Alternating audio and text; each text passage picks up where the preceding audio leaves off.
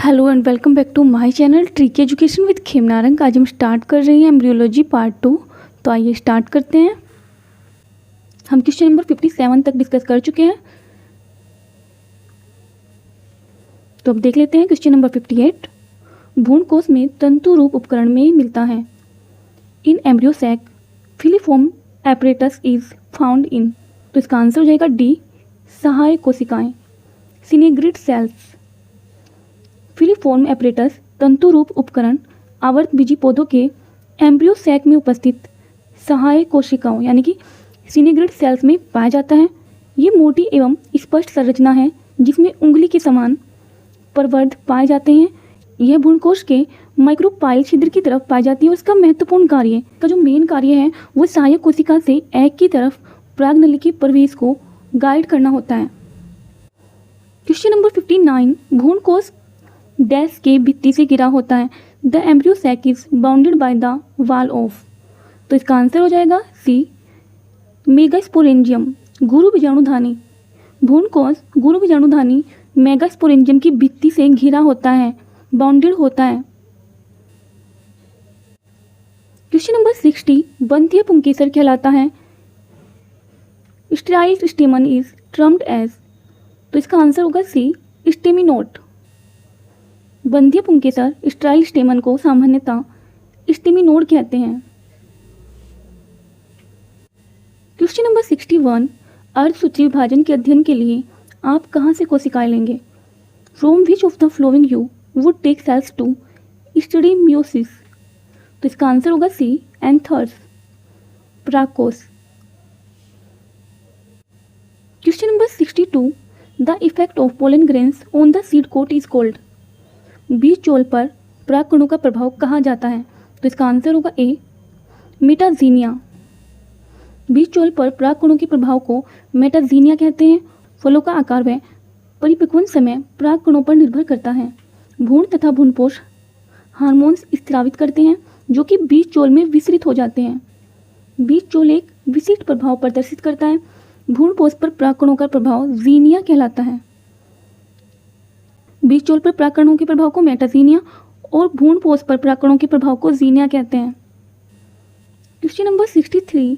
In ficus religiosa pollination is effected bye.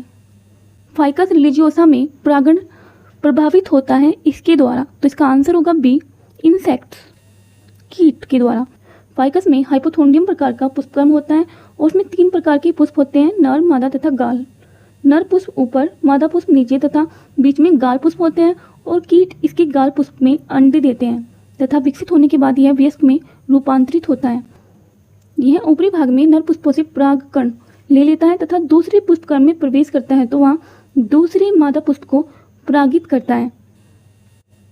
Question number 64। आवर्तबीजियों में स्त्री युग्मकोद्भिद होता है। इन angiosperm the female gametophyte is the. तो इसका आंसर होगा डी, भ्रूणकोश मीन्स एम्ब्रियो सैक आवर्तबीजियों का स्त्री युग्मकोद्भिद फीमेल गेमेटोफाइट होता है और इसके अंदर एग एपरेटस होता है जिसमें एक अंड कोशिका यानी कि एग सेल तथा सिनेग्रिड्स होते हैं। अंड कोशिका के निषेचन से एम्ब्रियो बनता है। Question number 65। हम लीची का एरिल खाते हैं जो बना होता है। वी ईट एरिल ऑफ लीची which is made up of. तो इसका आंसर होगा सी, थर्ड इंटीगुमेंट, तृतीय ओव्यूल कवच का। लीची का एरिल फ्यूनिकल के अतिवृद्धि से बनने वाला भाग होता है। यह तृतीय ओव्यूल कवच, थर्ड एंटीगुमेंट होता है और यह खाने योग्य होता है। यह बीज के विसर्जन में भी सहायक होता है। Question number 66। लीची में खाने योग्य भाग फ्यूनिकल का अतिवृद्धि होता है जिसे कहते हैं।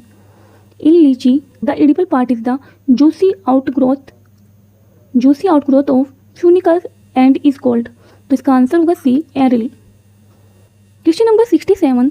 The attraction of pollen grains toward stigma is due to the effect of.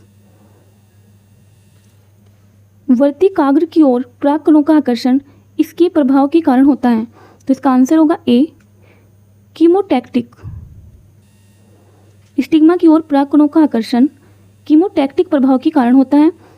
Stigma की सतह पर उपस्थित सेक्रेशंस में अनेक लिपिड, शर्करा, रेजिन, एंजाइम आदि उपस्थित होते हैं जो परागकण के अंकुरण के लिए एक अच्छा माध्यम प्रदान करते हैं। Question number 68। Germination of pollen grain on the stigma is called. परागकण का स्टिग्मा पर अंकुरण क्या कहलाता है? तो इसका आंसर होगा सी, इन विवो जर्मिनेशन। परागकण का स्टिग्मा मीन्स वर्तिकाग्र पर अंकुरण इन विवो अंकुरण इन विवो जर्मिनेशन कहलाता है। और वर्तिकाग्र पर पहुंचकर परागकण शीघ्रता से जल अवशोषित करते हैं, जिससे कि परागकण का आयतन बढ़ जाता है। कुछ कैल्शियम आयन भी स्टिग्मा से परागकण में पहुंचते हैं और यह बदलाव परागनलिका के अंकुरण के कारण होता है। परागनलिका जनन छिद्रों जर्म पोर से बाहर आती है। परागनलिका वास्तव में इंटाइन चोल की बाह्य वृद्धि आउटग्रोथ का परिचायक है। परागकण का प्रयोगशाला में अंकुरण इन विट्रो अंकुरण कहलाता है। Question number 69, in salvia pollination act is effected by. Salvia में परागकण की क्रिया किसके द्वारा प्रभावित होती है? क्वेश्चन नंबर 70, यदि न्यूसिलस या इंट्यूगमेंट की कोशिका द्वारा सीधे भ्रूण निर्माण होता है तो इसे कहते हैं। If the cell of nucleus और integument directly from the embryo the phenomena is known as. तो इसका आंसर होगा ए, अपस्थानिक भ्रूणता, adventitive embryony. Question number 71, endothelium is related to. Endothelium इससे संबंधित है तो इसका आंसर होगा A, inner most integument of ovule. बीजांड के आंतरिक आवरण से। एंडोथीलियम आंतरिक कोशिका की परत होती है जिसका विकास बीजांड की आवरण इंट्यूगमेंट की भीतरी एपिडर्मिस से होता है। इससे स्रावित द्रव आवरण की मर्द छोटी कोशिकाओं का विघटन कर देते हैं, जिससे भ्रूण की वृद्धि एवं विकास हेतु पर्याप्त स्थान उपलब्ध हो जाता है। Question number 72, synergid are absent in. Synergids are absent in तो इसका आंसर होगा A, plumbago type of embryo sac. इस प्रकार के भ्रूणकोश का निर्माण न्यूसिलस कोशिका में म्यूसिस से होता है। इसमें 4 अगुणित केंद्रक हैप्लॉइड न्यूक्लाई बनते हैं तथा चारों क्रियात्मक होकर भ्रूणकोश बनाते हैं। इसमें सिनेज्रिड्स नहीं बनते हैं, सिनेज्रिड्स एब्सेंट होते हैं। Question number 73, persistent calyx forming a cover around the fruit is found in। फल के चारों ओर आवरण बनाने वाले दर्ड फेलिक्स पाए जाते हैं तो इसका आंसर हो जाएगा सी, विथानिया सोमनीफेरा। विथानिया सोमनीफेरा अर्थात अश्वगंधा सोलेनेसी कुल का एक पौधा है और इस कुल के पौधों में फल निर्माण के पश्चात भी कैलिक्स इसके ऊपर एक आवरण के रूप में बचा रहता है, जबकि अन्य फलों में कैलिक्स नष्ट हो जाते हैं। 74, यवधान्य के अंकुरण के दौरान अल्फा एमाइलेज एंजाइम का स्त्रावण होता है। During germination of Braille grain the enzyme alpha amylase is secreted bye. तो इसका आंसर हो जाएगा बी, एल्यूरोन लेयर। एल्यूरोन की परत एक बीजपत्री पौधों के बीजों में भ्रूणकोश यानी कि एंडोस्पर्म के चारों ओर पाई जाती है। यहाँ पर जिब्रेलिन एंजाइम सक्रिय रूप से पाया जाता है जो अल्फा एमाइलेज एंजाइम के स्त्रावण के लिए उत्तरदायी होता है।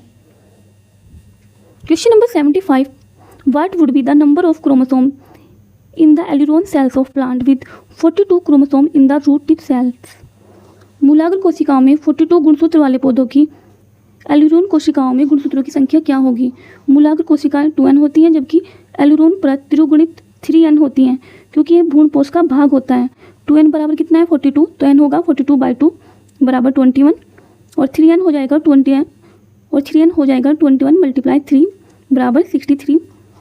इसका आंसर होगा सी, 63 क्रोमोसोम्स।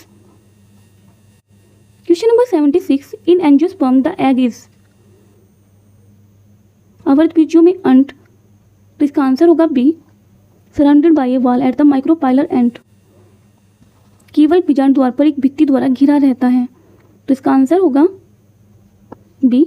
आवर्तबीजी पौधों में जो एग का निर्माण ओव्यूल के अंदर इसके एक सिरे पर होता है, जिसे बीजांड द्वार सिरा माइक्रोपाइलर एंड कहते हैं। Question number 77, in wheat zygote undergoes. गेहूं के युग्म नज में होता है, तो इसका आंसर होगा सी, ओब्लिक्यूट डिवीजन। सामान्यतः द्विबीजपत्री पौधों में जाइगोट में अनुदैर्ध्य विभाजन होता है, परंतु कुछ पौधों में यह विभाजन अलग प्रकार से भी होता है। उदाहरणार्थ गेहूं में यह विभाजन सर्वप्रथम ओब्लिक्यू होता है, तिर्यक होता है। Question number 78, The element known to be involved in the polarized growth of pollen tube is। परागनलिका की ध्रुवीकृत वृद्धि में जिस तत्व के निहित होने की जानकारी होती है वह है, तो इसका आंसर होगा डी, कैल्शियम। कैल्शियम परागनलिका की ध्रुवीकृत में ध्रुवीकरण वृद्धि में सहायक होता है और यह प्रागनलिका की शीर्ष की वृद्धि करता है। प्रागनलिका वृद्धि तथा ध्रुवीकरण के लिए एक प्रोटीन आवश्यक होता है जो कैल्शियम के प्रति संवेदी होता है। Question number 79, during fertilization in plumbago sperm are delivered in को प्लम्बैंगो में निषेचन के दौरान पुंगरणु मुक्त किए जाते हैं। तो इसका आंसर होगा सी, एग। प्लम्बैंगो में सहायक कोशिकाएं सिनेग्रिड सेल्स नहीं बनती हैं। प्रागनलिका पोलन ट्यूब सीधे एग में ही स्पर्म को मुक्त करती हैं। नंबर 80, आवर्तबीजी पौधों का नर युग्मकोद्भिद होता है। The mail gametophyte in an angiosperm is. तो इसका आंसर होगा सी, पोलन ग्रेन, परागकण। लघु बीजाणु या परागकण को नर युग्मकोद्भिद नर गेमेटोफाइट की प्रथम कोशिका मानी जाती है। परागकणों का विकास परागकोश के स्फुटन से पहले ही प्रारंभ हो जाता है। इसे असामयिक प्रिकोशियस अंकुरण कहते हैं। क्वेश्चन नंबर 81, आवर्तबीजी पौधों में गुरु बीजाणु धानी निरूपित होती हैं। इन angiosperm the megasporangium is represented by. तो इसका आंसर होगा सी, बीजाणु द्वारा। ओव्यूल एंजियोस्पर्म का गुरु बीजाणु धानी मेगास्पोरेंजियम होता है और इसमें बीजाणु स्पोर्स का निर्माण होता है। Question number 82, in which one of the flowing plant species can self pollination never occur either naturally और आर्टिफिशियली। तो इसका आंसर होगा D, Carica papaya. Carica papaya का पौधा एक लिंगात्री डायोसियस होता है और इसके एक पौधे में केवल एक ही प्रकार के पुष्प नर या मादा होते हैं। अतः इनमें स्वपरागण संभव ही नहीं है क्योंकि स्वपरागण के लिए दोनों भाग एक ही पुष्प या पौधे से होने चाहिए। क्वेश्चन नंबर 83, बिना निषेचन के फल निर्माण कहलाता है। Fruit production without fertilization is called. तो इसका आंसर होगा बी, अनिषेक फलन, पार्थिनोकार्पी। बिना निषेचन के फल निर्माण की क्रिया पार्थिनोकार्पी यानी कि अनिषेक फलन कहलाती है तथा इसके परिणाम स्वरूप उत्पन्न फलों को अनिषेक फलनी फल पार्थिनोकार्पिक फ्रूट कहते हैं। और ये फल प्राय बीज रहित होते हैं और यदि बीज होते भी हैं तो उनमें अंकुरण की क्षमता नहीं होती है। केला, बनाना, अंगूर, संतरा आदि इसके प्रमुख उदाहरण हैं। Question number 84, intraspecific incompatibility can be overcome by. अंतरजातीय अनिश्चयता को पराभूत किया जा सकता है। तो इसका आंसर होगा B, wetting of the stigma. Stigma को गीला करके। अंतरजातीय अनिश्चयता प्राकृतिक प्रक्रिया है जिसमें एक ही पौधे का परागकण उसी पौधे के वर्तिकाग्र स्टिग्मा पर अंकुरित नहीं होता है। इसी वर्तिकाग्र को गीला करके दूर किया जा सकता है। क्वेश्चन नंबर 85, स्टेनोप्लाइनस परागकण पाए जाते हैं। स्टेनोप्लाइनस पोलन आर फाउंड इन। तो इसका आंसर होगा बी, लेमिएसी। जब विभिन्न जातियों के परागकण एक जैसे दिखाई देते हैं तो परागकण के ऐसे समूह को स्टेनोप्लाइनस परागकण कहते हैं और इस प्रकार के परागकण लिबिएटी या लेमिएसी कुल में पाए जाते हैं। क्वेश्चन नंबर 86, कैलिस्टोगमी एक अवस्था है। Cleistogamy is a condition where. तो इसका आंसर हो जाएगा B, self pollination is obligatory. स्वपरागण आवश्यक होता है। कुछ द्विलिंगी पुष्प ऐसे होते हैं जो कभी नहीं खिलते।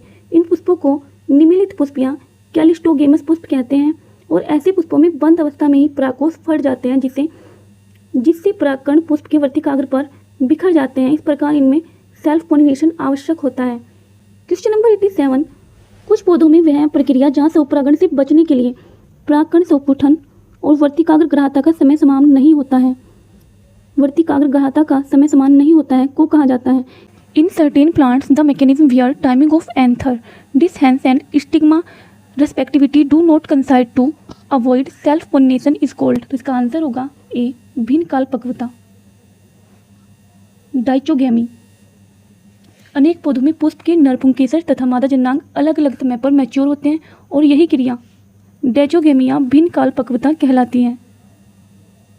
इसके कारण स्वपरागण नहीं हो सकता है। क्वेश्चन नंबर 88, जब एक पुष्प के परागकण उसी पौधे के दूसरे पुष्प के वर्तिकाग्र पर पहुंचते हैं तो यह क्रिया कहलाती है। When pollen of a flower pollinates the stigma of another flower of the same plant the process is called. तो इसका आंसर हो जाएगा सी, सहजात पुष्पी परागण, गाइटेनोगेमी। जब एक पुष्प के परागकण उसी पौधे के दूसरे पुष्प के वर्तिकाग्र पर पहुंचते हैं तो यह प्रक्रिया सहजात पुष्पी परागण या स्वपरागण कहलाती है। सेल्फ पोलिनेशन की ये एक विशेष स्टेज होती है। क्वेश्चन नंबर 89, एक ही पुष्प के पराग कोषों से पराग कणों का उसी पुष्प के वर्तिकाग्र पर स्थानांतरण कहलाता है। Transfer of pollen grains from the anther to the stigma of same flower is termed as. तो इसका आंसर होगा डी, ऑटोगैमी। एक ही पुष्प के पराग कोषों यानी कि एंथर्स से पराग कणों का उसी पुष्प के वर्तिकाग्र पर ट्रांसफर होने को स्वयुग्मन या ऑटोगैमी कहते हैं। स्वयुग्मन या ऑटोगैमी कहते हैं। क्वेश्चन नंबर 90, अनात्मक परागणता पाई जाती है। हर्कोगैमी इज फाउंड इन। तो इसका आंसर होगा बी, मदार में, कैलोट्रोपिस में, मदार या कैलोट्रोपिस में। क्वेश्चन नंबर 91, पेपोरोमिया प्रकार के भ्रूणकोश में होता है। Peperomia type of embryo sac has. तो इसका आंसर होगा 16, इसका आंसर हो जाएगा ए, 16 केंद्रक, 16 न्यूक्लियस। पेपोरोमिया प्रकार का भ्रूणकोश एक प्रकार का टेट्रास्पोरिक भ्रूणकोश होता है। इसके भ्रूणकोश के 4 अगुणित गुरु बीजाणु केंद्रकों में 2 बार सूत्री विभाजन होता है और 2 बार सूत्री विभाजन होता है, जिसके फलस्वरूप 16 अगुणित केंद्रक बनते हैं। Question number 92, edible parts in fruit of artocarpus heterophyllus is. Artocarpus heterophyllus फल में खाने योग्य भाग हैं। तो इसका आंसर होगा B, bracts, perianth and seed. Artocarpus heterophyllus का सामान्य नाम जैक फ्रूट कटहल है। इसमें ब्रैक्टस, पेरियंथ तथा बीज सभी खाने योग्य होते हैं और इसका फल पूरे पुष्प क्रम से विकसित होता है, जिसे सोरोसिस कहते हैं। क्वेश्चन नंबर 93, अरंड कैस्टर के बीज का वह भाग जिससे तेल प्राप्त होता है। The part of castor seed that yield oil is. तो इसका आंसर हो जाएगा सी, एंडोस्पर्म, भ्रूणपोष। Question number 94, the term coenomegaspore is used to denote. The term coenomegaspore का अर्थ होता है। तो इसका आंसर हो जाएगा D, cell with 4 haploid nuclei. 4 अगुणित केंद्रकों सहित कोशिका। 4 अगुणित केंद्रकों सहित कोशिका के लिए सिनोमेगास्पोर शब्द का प्रयोग किया जाता है। क्वेश्चन नंबर 95, हेट्रोस्टाइल जो कि पर परागण के लिए एक अनुकूलता है पाया जाता है। Heterostyle is a contrivance for cross pollination in. तो इसका आंसर होगा बी, प्रिमुला में, इन प्रिमुला। यदि एंड्रोसियम तथा गाइनोसियम असमान लंबाई के होते हैं तो इसे हेट्रोस्टाइल कहते हैं और इससे स्वपरागण बाधित होता है तथा पर परागण को बढ़ावा मिलता है। इसके एग्जाम्पल है प्रिमुला, जैमिन आदि। क्वेश्चन नंबर 96, जल द्वारा परागण होता है। Pollination with the help of water take place in. तो इसका आंसर हो जाएगा डी, वेलिफनेरिया व हाइड्रिला में, वेलिफनेरिया एंड हाइड्रिला। क्वेश्चन नंबर 97, परागनली को बीजांड में प्रवेश कराने में सहायक विशेष संरचना होती है। The special structure to facilitate the entry of pollen tube into the ovule is known as. तो इसका आंसर हो जाएगा सी, ऑब्ट्यूरेटर। ऑब्ट्यूरेटर बहुकोशिकीय रोम सदस्य संरचनाएं होती हैं जो कि बीजांड के नीचे उपस्थित होती हैं और इनका विकास फ्यूनिकल से होता है। क्वेश्चन नंबर 98, सेजल पिनियेसी में दलपुंज का विन्यास होता है। In caesalpiniaceae the aestivation of corolla is. तो इसका आंसर हो जाएगा ए, असेंडिंग एम्ब्रिकेट, आरोही कोर छादी। सेजल पिनियेसी में कोरेला 5 परतक दलपंत्र यानी कि पेटल से निर्मित होता है और ये आरोही कोर छादी असेंडिंग एम्ब्रिकेट क्रम में व्यवस्थित रहते हैं।